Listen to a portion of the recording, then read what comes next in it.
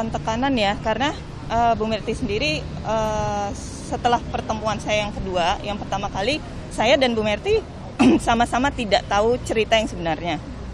Nah, di pertemuan kedua itu Bu Merti menyampaikan, saya sudah tanya langsung ke Bapak, ini ceritanya apa benar Dodi itu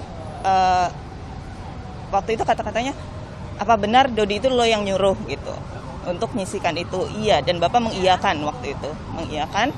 Terus udah gitu Ibu bilang terlepas benar atau enggak Bapak menyuruh menjual, saya tekankan di situ ke Bapak, tapi yang pasti lo tahu kan kalau Dodi itu nyimpen barang itu gitu loh. Lo nyuruh nyisikan, lo tahu Dodi nyimpen barang itu, ya udah berarti semua ini perintah lo gitu loh. Jadi Ibu intinya mau bantu saya dan Pak Dodi, karena Pak Dodi ini melakukan itu atas perintah Pak TM gitu. Pak Dodi ini nggak bersalah, bukan niatnya untuk menjual gitu, maksudnya bukan niatnya untuk membawa itu ke Jakarta tanpa perintah dari TM gitu.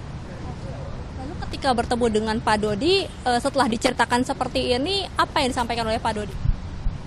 Pak Dodi masih bertanya sih, karena saya waktu itu saya sampaikan juga ke Pak Dodi kalau saya dipanggil oleh Bu Merti dan Bu Merti mau membantu Pak Dodi, istilahnya mau mengeluarkan, maksudnya membantu itu mengeluarkan karena yakin Pak Dodi itu nggak bersalah gitu. Pak Dodi ini disuruh oleh Pak Teddy, itu intinya gitu.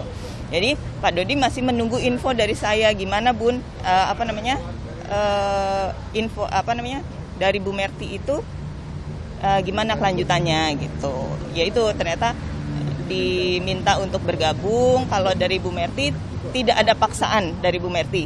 Bu Merti hanya menyarankan kalau mau bergabung oke, kalau enggak pun enggak masalah. Itu lebih ke pilihan ke saya gitu, ke saya dan Pak Dodi, mana yang terbaik gitu aja.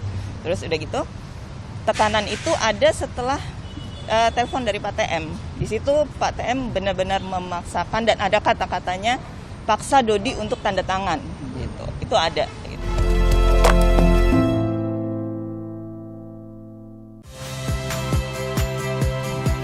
Saya Cynthia Rompas. Saksikan program-program Kompas TV melalui siaran digital, pay TV, dan media streaming lainnya. Kompas TV, independen, terpercaya.